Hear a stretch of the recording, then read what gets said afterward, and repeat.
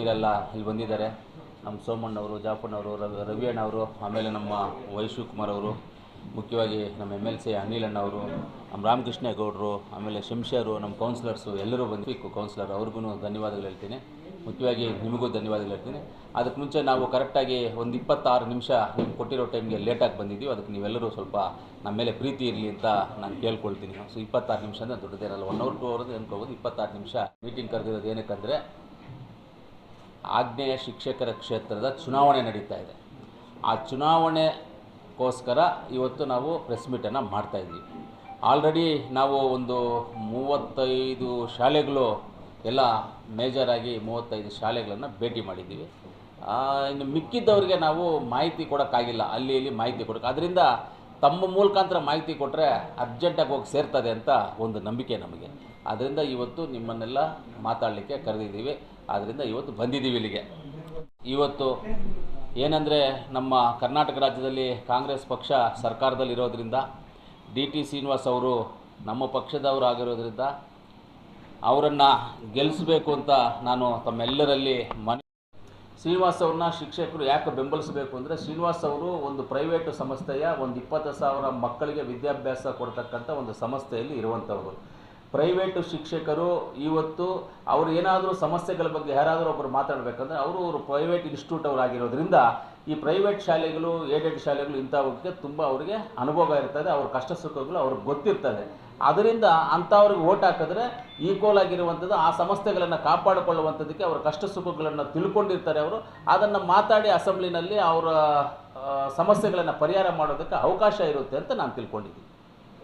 Congress ಗೆಲ್ಲುತ್ತೆ sir. ಇದ್ರ ಮುಂಚೆ ಎಲ್ಲ ನಾವು ಬಂದ್ಬಿಟ್ಟು ಈ ಚುನಾವಣೆಯಲ್ಲಿ ನಾವು ಯಾರು ಚುನಾವಣೆ ಮಾಡ್ತಾ ಇದ್ದಿಲ್ಲ ಕಾಂಗ್ರೆಸ್ ಪಕ್ಷದವ್ರು. ನಾವು ಸುಮ್ಮನೆ ಕುತ್ಕೊಳ್ತಾ ಇದ್ವಿ, ಯಾರು ಮಾಡ್ಕೊಂಡು ಹೋಗಿ ಬಿಡಿ ಅಂತ. ನಮ್ಮ ಉದ್ದೇಶ ಇದ್ದಿದ್ದು ಏನು ಅಂತ ಹೇಳಿದ್ರೆ, ಶಿಕ್ಷಕರಿಗೆ ಇವನ್ನೆಲ್ಲ ಚುನಾವಣೆ ಗೆಳೆದು ಅವ್ರನ್ನ ಹಾಳು ಮಾಡಬಾರ್ದು ಅಂತ ನಮ್ಮ ಉದ್ದೇಶ ಇತ್ತು. ಆದರೆ ಇವರು ಬಿಟ್ಟಿಲ್ವಲ್ಲ, ನಮ್ಮನ್ನು ಬಿಟ್ಟಿಲ್ವಲ್ಲ. ಆ ರೀತಿಲಿ ಆಗಿರೋದ್ರಿಂದ ಇವತ್ತು ಶಿಕ್ಷಕರಿಗೆ ಒಳ್ಳೇದು ಮಾಡಬೇಕು ಅನ್ನೋ ಉದ್ದೇಶದಿಂದ ನಾವು ಆಚೆ ಬಂದಿದ್ದೀವಿ. ಇದುವರೆಗೂ ಕಾಂಗ್ರೆಸ್ ಪಕ್ಷ ಚುನಾವಣೆಗಳು ಮಾಡ್ತಾರೆ. ಇವತ್ತು ಎಲ್ಲ ಶಾಸಕರು, ಎಲ್ಲ ನಮ್ಮ ಡಿಫಿಟೆಡ್ ಕ್ಯಾಂಡಿಡೇಟ್ಸು ಎಲ್ಲರೂ ನಾವು ಸೀರಿಯಸ್ ಆಗಿ ತೊಗೊಂಡು ಈ ಕೆಲಸ ಮಾಡ್ತಾ ಇದ್ದೀವಿ. 100% ನಾವು ಗೆಲ್ತೀವಿ. ಅವರವರು ವಿಶ್ವಾಸ, ಅವರವ್ರ ಪ್ರೀತಿ, ಅವರವ್ರ ನಂಬಿಕೆ, ಅವ್ರು ಮಾತಾಡೋದು ಸಂತೋಷ. ಅವ್ರು ಹೇಳಿರೋದು ಖುಷಿ ನಮಗೆ. ಅವ್ರು ಹೇಳಿರೋದು ತಪ್ಪೇನಿಲ್ಲ. ಅವ್ರ ಆಸೆ ಅವ್ರದ್ದು, ನಮ್ಮ ಆಸೆ ನಮ್ಮದು. ಅವ್ರು ಮೈತ್ರಿ ಆಗಿರೋದ್ರಿಂದ ಅವರಿಗೆ ಜಾಸ್ತಿ ಬರುತ್ತೆ ಅಂತ ಅವ್ರು ಅನ್ಕೋಬೋದು. ಆದರೆ ಮೈತ್ರಿಯಿಂದ ಇಷ್ಟು ದಿವಸ ನಾವು ಸುಮ್ಮನೆ ಇದ್ದು ಇವತ್ತು ನಾವು ಬಂದಿದ್ದೀವಿ ಅಂತ ಹೇಳಿದ್ರೆ ಖಂಡಿತವಾಗ್ಲೂ ಜನಕ್ಕೆ ಒಂದು ಒಳ್ಳೆ ವಿಶ್ವಾಸ ಇದೆ. ನಾವು ಹೋಗಿದ್ದ ಜಾಗದಲ್ಲಿ ಒಳ್ಳೆ ನಮಗೆ ಸ್ಪಂದನೆ ಸಿಕ್ಕಿದೆ. ಖಂಡಿತವಾಗ್ಲೂ ನಾವು ಗೆಲ್ತೀವಿ. ಎಲೆಕ್ಟ್ ಆದರೆ ನಮಗೇನಂದರೆ, ಇವಾಗ ಪ್ರೈವೇಟ್ ಶಾಲೆಗಳಲ್ಲಿ ಶಿಕ್ಷಕರಿಗೆ ಬಂದು ಅವರು ಕೆಲಸ ಮಾಡಿ ರಿಟೈರ್ಡ್ ಆದರೆ ಅವ್ರಿಗೇನೂ ಇರೋದಿಲ್ಲ. ಏನೋ ಇಷ್ಟು ದಿವಸ ಸಂಬಳ ತೊಗೊಂಡು ಹೋಗ್ತಾಯಿದ್ರು. ಅಂಥವ್ರಿಗೇನಾದರೂ ಒಂದು ಪರ್ಮನೆಂಟು ಅವರಿಗೆ ಹೆಲ್ತ್ ಇನ್ಶೂರೆನ್ಸಸ್ಸು ಈ ಥರದ್ದು ಮಾಡಿಕೊಡ್ಬೇಕು ಅನ್ನೋದು ನಮ್ಮಂಥ ಉದ್ದೇಶ.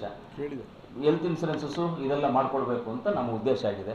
ಅಂಥದಕ್ಕೆ ಅದು ಬಿಟ್ಟು ಇನ್ನು ಅವ್ರ ಸಮಸ್ಯೆಗಳೇನಿದೆಯೋ ಅದನ್ನು ತಿಳ್ಕೊಂಡು ಅವ್ರಿಗೆ ಅದರಲ್ಲಿ ಸಹಕಾರ ಮಾಡಬೇಕು ಅನ್ನೋದು ಉದ್ದೇಶ. ಅದಕ್ಕೋಸ್ಕರನೇ ಆ ಪ್ರೈವೇಟ್ ಶಾಲೆಗಳ ಶಿಕ್ಷಕರಿಗೆ ಏನು ಸಮಸ್ಯೆ ಇದೆ ಅನ್ನೋದನ್ನು ತಿಳ್ಕೊಳ್ಳೋಕ್ಕೋಸ್ಕರನೇ ಪ್ರೈವೇಟ್ ಸಂಸ್ಥೆಯನ್ನು ಇಟ್ಕೊಂಡಿರುವಂಥ DT ಶ್ರೀನಿವಾಸ್ ಅವರನ್ನು ಅಭ್ಯರ್ಥಿಯನ್ನು ಮಾಡಿ ಅವ್ರ ಕಷ್ಟ ಸುಖಗಳನ್ನು ತಿಳ್ಕೊಂಡು ಅವ್ರು ಮಾಡ್ತಾರೆ ಅಂತ, ಅವ್ರಿಗೂ ಆ ಕಷ್ಟ ಅನುಭವಿಸಿರ್ತಾರೆ ಅನ್ನೋ ಉದ್ದೇಶದಿಂದಲೇ ಅವ್ರು ತಗೊಂಡು ಈ ಥರ ಅನೇಕ ಕಾರ್ಯಕ್ರಮಗಳು ಮಾಡಬೇಕು ಅಂತ ಇದೆ. ಅದನ್ನು ಸರ್ಕಾರದ ಮುಂದೆ ಪ್ರಸ್ತಾಪ ಇಡ್ತೀವಿ ನಾವೆಲ್ಲರೂ ಸೇರಿ. ವಿದ್ಯಾರ್ಥಿ ಬಂದಿದ್ದರು, ಬಂದು ಹೋಗಿದ್ರು, ಮೀಟಿಂಗ್ಸ್ ಎಲ್ಲ ಮಾಡಿದ್ದಾರೆ. ಅದಕ್ಕೆ ಮುಂಚೆನೇ ಅವ್ರು ಎಲ್ಲ ಜಾಗದಲ್ಲಿ ಅವ್ರ ಮಿಸ್ಸಸ್ಸು ಇಬ್ಬರು ಸುತ್ತಾಡಿದ್ದಾರೆ. ಎಲ್ಲದನ್ನು ಮೀಟ್ ಮಾಡಿ ಎಲ್ಲ ಶಾಲೆಗಳಿಗೆ ಹೋದಾಗ ಅವ್ರು ಹೇಳ್ತಾರೆ, ಬಂದಿದ್ರು ನಮ್ಮನ್ನು ಮೀಟ್ ಮಾಡಿದ್ರು ಅಂತ ಹೇಳ್ತಾರೆ. ಪಾಪ ಇದು ಟೋಟಲ್ 35 ತಾಲೂಕು, 33 MLA ಕಾನ್ಸ್ಟಿಟ್ಯೂನ್ಸಿ ಬರುತ್ತೆ. ಎಲ್ಲ ಕಡೆ ಸುತ್ತಾಡಬೇಕಲ್ಲ. ಇವಾಗ ನಮ್ಮ MLAs ಇರೋ ಜಾಗದಲ್ಲಿ ಅವ್ರು ಸುತ್ತಾಡ್ತಾ ಇಲ್ಲ, MLAs ಇಲ್ಲದೆ ಇರೋ ಜಾಗದಲ್ಲಿ ಸುತ್ತಾಡ್ತಾ ಇದ್ದಾರೆ, ನಮ್ಮ ಕ್ಯಾಂಡಿಡೇಟ್ ಸುತ್ತಾಡ್ತಾ ಇದ್ದಾರೆ. ನಾವೇ ಎಲ್ಲ ಶಾಲೆಗಳಿಗೂ ಎಲ್ಲ ಜಾಗಕ್ಕೆ ಹೋಗಿ ಮತವನ್ನು ಕೇಳಿ ಬಂದಿದ್ದೀವಿ. ಗೆಲ್ತೀವಿ. ಅಂದರೆ ಆ ಬುದ್ಧಿವಂತರಿಗೆ ನಾನು ಕೇಳ್ಕೊಳ್ಳೋದಿಷ್ಟೇ, ಕೆಲವೊಂದು ಜಾಗದಲ್ಲಿ ನಾವು ಬರೋಕ್ಕಾಗೋದಿಲ್ಲ. 4 ದಿವಸದಿಂದ ನಿರಂತರವಾಗಿ ಓಡಾಟ ಮಾಡ್ತಾ ಇದ್ದೀವಿ. ಅದರಿಂದ ಯಾರೂ ಅನ್ಯತಾ ಭಾವಿಸದೆ ನಮ್ಮ ಶಿಕ್ಷಕ ಬಂಧುಗಳು ನೀವೆಲ್ಲ ಈ ದೇಶದಲ್ಲಿ ಜನಗಳನ್ನು, ನೀವು ಶಿಕ್ಷಕರಂದರೆ ಶಿಕ್ಷಣ ಕೊಟ್ಕೊಂಡು ಮಕ್ಕಳಿಗೆ ಅಲ್ಲೇ ಇರ್ತೀರಾ. ಆದರೆ ನಮ್ಮಂಥವ್ರನ್ನೆಲ್ಲರನ್ನೂ ರಾಜಕಾರಣಿಗಳು ಮಾಡಿದ್ದೀರಾ, MLAಗಳು MP ಗಳು ಮಾಡಿದ್ದೀರಾ, ಪತ್ರಕರ್ತರವ್ರು ಮಾಡಿದ್ದೀರಾ, ಆಮೇಲೆ ಲಾಯರ್ಸು, ಆಮೇಲೆ ತಹಸೀಲ್ದಾರು, ರೆವಿನ್ಯೂ, PDOಸು, revenue inspectors, secretaries, IAS, IPS, police, constable ಎಲ್ಲವನ್ನು ತಿದ್ದುವಂಥ ಶಕ್ತಿ ಇರುವಂಥವರು ಶಿಕ್ಷಕರು. ಆ ಶಿಕ್ಷಕರು ಎಲ್ಲವನ್ನು ತಿದ್ದುತ್ತಾರೆ, ಎಲ್ಲ ಮನುಷ್ಯರನ್ನು ತಿದ್ದುತ್ತಾರೆ. ನಮ್ಮ ಕೋಲಾರ ಜಿಲ್ಲೆಯಲ್ಲಿ ನಮ್ಮ ಇದು ಶಿವಾರಪಟ್ಟಣದಲ್ಲಿ ಒಂದು ಕಲ್ಲನ್ನು ಕೊಟ್ಟರೆ ಕೆತ್ತನೆ ಮಾಡಿಬಿಡ್ತಾರೆ ಎಲ್ಲ. ಏನು ಆ ವಿಗ್ರಹವನ್ನು ಕೆತ್ತನೆ ಮಾಡ್ತಾರೆ. ಆದರೆ ಕಣ್ಣಿಗೆ ಕಾಣಿಸದೇ ಇರುವಂಥ ನಮ್ಮ ಬ್ರೈನನ್ನು ಕೆತ್ತನೆ ಮಾಡುವಂಥ ಶಕ್ತಿ ಇರೋದು, ನಮ್ಮ ಮೆದುಳನ್ನು ಕೆತ್ತನೆ ಮಾಡುವಂಥ ಶಕ್ತಿ ಇರೋದು ಟೀಚರ್ಸ್ಗೆ ಮಾತ್ರ, ಶಿಕ್ಷಕರಿಗೆ ಮಾತ್ರ ಶಕ್ತಿ ಇದೆ. ಆದ್ದರಿಂದ ನಮ್ಮ ಕೋಲಾರ ತಾಲೂಕು, ಕೋಲಾರ ಜಿಲ್ಲೆಯ ಎಲ್ಲ ಶಿಕ್ಷಕರ ಬಂಧುಗಳು ಆಗ್ನೇಯ ಕ್ಷೇತ್ರದಲ್ಲಿ ಡಿ ಟಿ ಶ್ರೀನಿವಾಸ್ ಅವರಿಗೆ ಮತವನ್ನು ಕೊಟ್ಟು, ಮೊದಲನೇ ಮತವನ್ನು ಕೊಟ್ಟು, ಹಾಗೆ ಅವರ ಸೀರಿಯಲ್ ನಂಬರ್ 2 ಇದೆ.